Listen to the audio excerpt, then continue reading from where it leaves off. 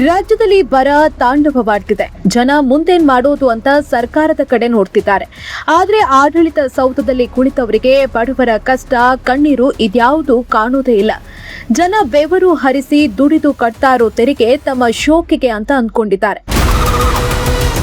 ವಿಧಾನಸೌಧ ಜನರ ಕಷ್ಟ ಕೇಳೋ ಕಟ್ಟೆ ಅಂತ ಅಂದ್ಕೊಂಡಿದ್ರು. ಆದ್ರೆ ಈಗ ಹಾಗಿಲ್ಲ. ಇದು ಸಚಿವಾಲಯದ ಅಧಿಕಾರಿಗಳ ಅಂಧ ದರ್ಬಾರ್ ಮಾಡೋ ಬಿಲ್ಡಿಂಗ್ ಆಗಿ ಉಳ್ಕೊಂಡಿದೆ. ಇಡೀ ರಾಜ್ಯವೇ ಬರದಲ್ಲಿ ಬಳಲಿ ಬಸವಳಿತಾ ಇದೆ. ಈ ಹೊತ್ತಲ್ಲಿ ವಿಧಾನಸೌಧದ ಅಧಿಕಾರಿಗಳ ಕೊಠಡಿಗಳನ್ನ ನವೀಕರಣ ಮಾಡ್ತಿದ್ದಾರೆ ಅಂದ್ರೆ ಇವರಿಗೆ ಜನಪರ ಕೆಲಸಗಳು ಹೇಗೆ ನಡೀತಾ ಇದೆ ಅನ್ನೋದು ಅರಿತುಕೊಳ್ಳಿ.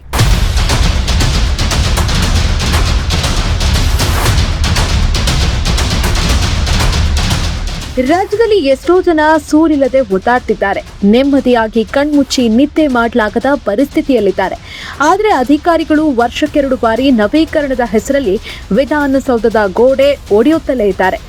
ನಮ್ಮ ಮುಖ್ಯಮಂತ್ರಿಗಳು ದುಂದುವೆಚ್ಚಕ್ಕೆ ಕಡಿವಾಣ ಹಾಕಬೇಕು, ಸ್ವಲ್ಪ ನೋಡಿ ಮಾಡಿ ಖರ್ಚು ಮಾಡಬೇಕು ಅಂತ ಹೇಳ್ತಾನೆ ಇರ್ತಾರೆ. ಆದರೆ ಅವರ ಕೆಳಗೆ ಕೆಲಸ ಮಾಡೋ ಅಧಿಕಾರಿಗಳ ಅಂಧ ದರ್ಬಾರ್ ಮಾತ್ರ ಅವರಿಗೆ ಕಾಣೋದೇ ಇಲ್ಲ.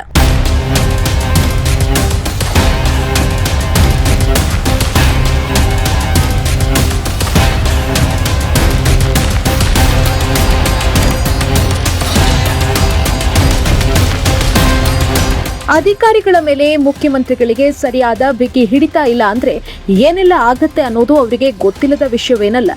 ಜನರ ನಿಜವಾದ ಸಮಸ್ಯೆಗಳಿಗೆ ಹಣ ಕೊಡೋದಕ್ಕೆ ಸರ್ಕಾರದ ಬಳಿ ಹಣ ಇಲ್ಲ. ಈಗ ಬರ ಪರಿಹಾರ ಕೊಡಬೇಕಾದ ಸಮಯ. ಇಂಥ ಹೊತ್ತಲ್ಲಿ ಅಧಿಕಾರಕ್ಕೆ ಬಂದವರೆಲ್ಲ ಅನಗತ್ಯ ಖರ್ಚು ಮಾಡ್ತಾ ಕೂತ್ರೆ ಜನರ ನೋವಿಗೆ ಸ್ಪಂದಿಸೋರು ಯಾರು? ರೈತರಿಗೆ ಪರಿಹಾರ ಕೊಡುವಾಗ ಚೌಕಾಸಿ ಮಾಡೋ ಸರ್ಕಾರಗಳು ಮೊದಲು ತಮ್ಮ ಮೂಗಿನ ಕೆಳಗೆ ನಡೀತಾ ಇರೋ ಇಂಥ ಸರ್ಕಾರಿ ದರ್ಬಾರ್ಗಳಿಗೆ ಕಡಿವಾಣ ಹಾಕಬೇಕು.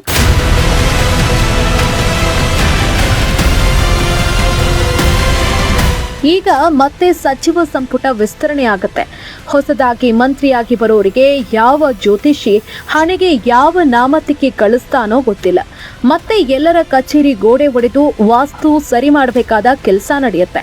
ಹೀಗೆ ವಾಸ್ತು ಪ್ರಕಾರ ವಿಧಾನಸೌಧದ ಗೋಡೆ ಒಡೆಯೋ ಬದಲು ಶೋಕಿ ಸವಲತ್ತಿನ ದರ್ಬಾರ್ ಮಾಡೋದಕ್ಕೆ ನವೀಕರಣದ ಬಣ್ಣ ಹಚ್ಚೋ ಬದಲು ಜನರ ನೋವಿಗೆ ಸ್ಪಂದಿಸಿದ್ರೆ ವಿಧಾನಸೌಧ ಕಟ್ಟಿದ್ದಕ್ಕಾದ್ರೂ ಅರ್ಥ ಬರುತ್ತೆ.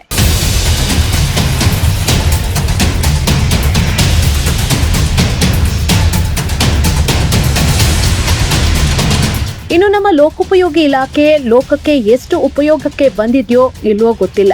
ಆದರೆ ಇರೋ ಕುರ್ಚಿ ಮೇಜು ರಿಪೇರಿ ಮಾಡೋದ್ರಲ್ಲಿ ಫುಲ್ ಫೇಮಸ್. ಅವರಿಗೆ ಕಿತ್ತು ಕೆಡವಿ ಕಟ್ಟೋದ್ರಲ್ಲಿ ಅಂಥದ್ದೇನೋ ಸುಖ. ಸತೀಶ್ ಜಾರಕಿಹೊಳಿ ಸಹ ತಮ್ಮ ಅಧಿಕಾರಿಗಳಿಗೆ ಕರೆದು ಬುದ್ಧಿ ಹೇಳದಿದ್ರೆ ನವೀಕರಣ ಹೆಸರಲ್ಲೇ ಹಗಲು ದರೋಡೆ ಮಾಡಿ ನಿಮಗೂ ಮತ್ತು ನಿಮ್ಮ ಇಲಾಖೆಗೆ ಕೆಟ್ಟ ಹೆಸರು ತರೋ ಸಾಧ್ಯತೆ ಇದೆ. ಇನ್ನಾದ್ರೂ ಇಂತಹ ಅವಿವೇಕದ ಕೆಲಸಗಳಿಗೆ ಫುಲ್ ಸ್ಟಾಪ್ ಹಾಕ್ತಾ ಇದ್ರೆ ನಾವು ಪ್ರಜೆಗಳು ಈ ರಾಜ್ಯದ ಕತೆ ಇಷ್ಟೇ ಕಾಣಮೋ ಅಂತ ಹಾಡು ಹೇಳ್ಕೊಂಡು ಕೂರ್ಬೇಕಷ್ಟೇ.